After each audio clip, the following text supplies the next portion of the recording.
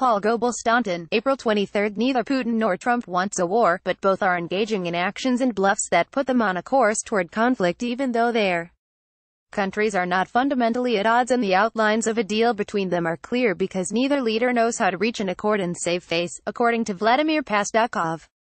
In many ways, the London-based Russian historian says this is a more dangerous situation than any in the Cold War because both the victor and the vanquished in that conflict are facing a challenge which they cannot respond to in an accustomed manner, and thus may enaging and bluffing that will lead to a slide to a war they don't want. Republic.ru/posts/90569 closing parenthesis.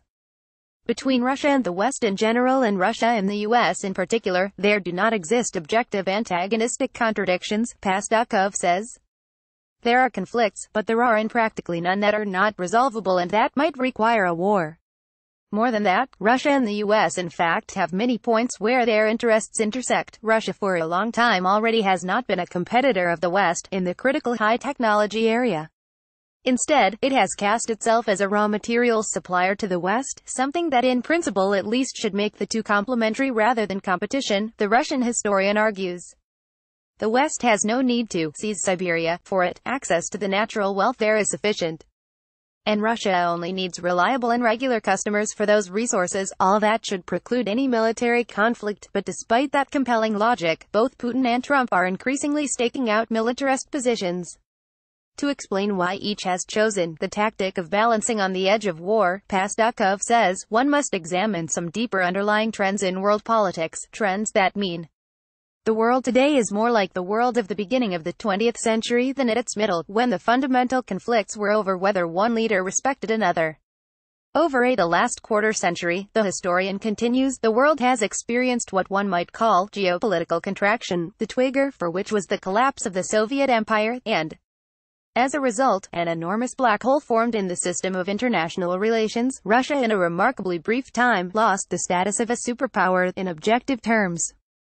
But psychologically, neither the leadership of Russia nor even more its population was prepared to adequately accept the new realities and rethink its role in world culture, economics and politics. At the same time, Pastukhov continues, the U.S. leadership acted as if Russia had accepted its new status as an ordinary state of the Third World that would have no choice but to follow Washington's lead.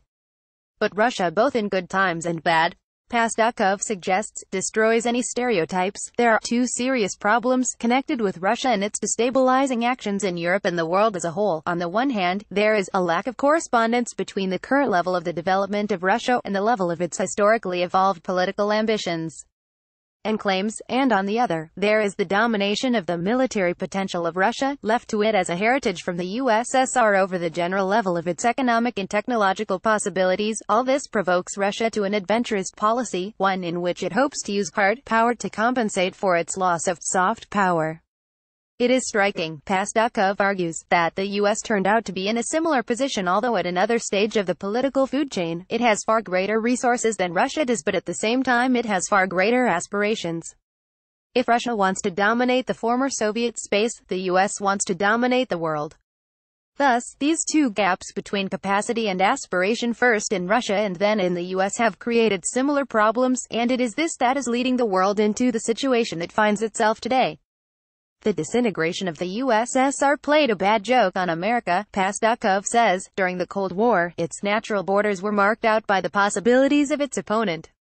But when its opponent disappeared, the zone of Russia's responsibilities contracted while that of the U.S. increased many times over, and even the United States, the historian says, does not have the financial and economic resources to fill all the holes on the planet. America in reality is ever more loaded down in its isolation. It has not sincere friends and many hidden enemies. Does not have the forces needed to solve all problems at once, and trying to solve them in turn doesn't work.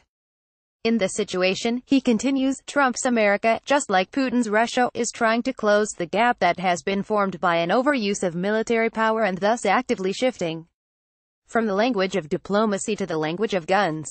And they are doing so to try to find a new balance of forces in what has become a post-Potsdam world.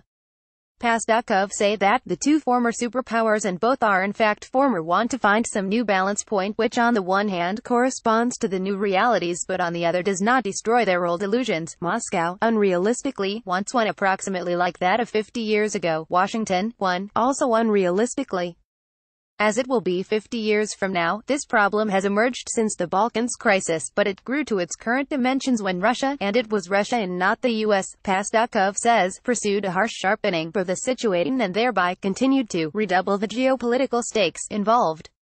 Having fallen under the toxic influence of the post-Crimean hypnosis, Russian elites simply still did not recognize completely in what a deep historical trap they now find themselves in, and so they took ever more risks, and acted in ever more challenging ways, forcing a response by the other side.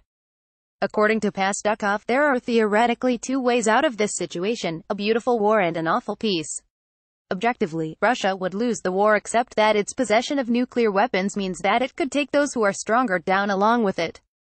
The Kremlin would like to use this situation to get the West to agree to a big deal, something many in the West are reluctant to agree to given what Moscow has been doing, but the priority in any case must be to prevent war, and the struggle for democracy in Russia is all the same a task which the Russian elites must resolve on their own, albeit with the moral support of Western society. One can assert with a high degree of certainty that everything will end well, that the instinct for self-preservation will work, and that Trump and Putin will make a deal.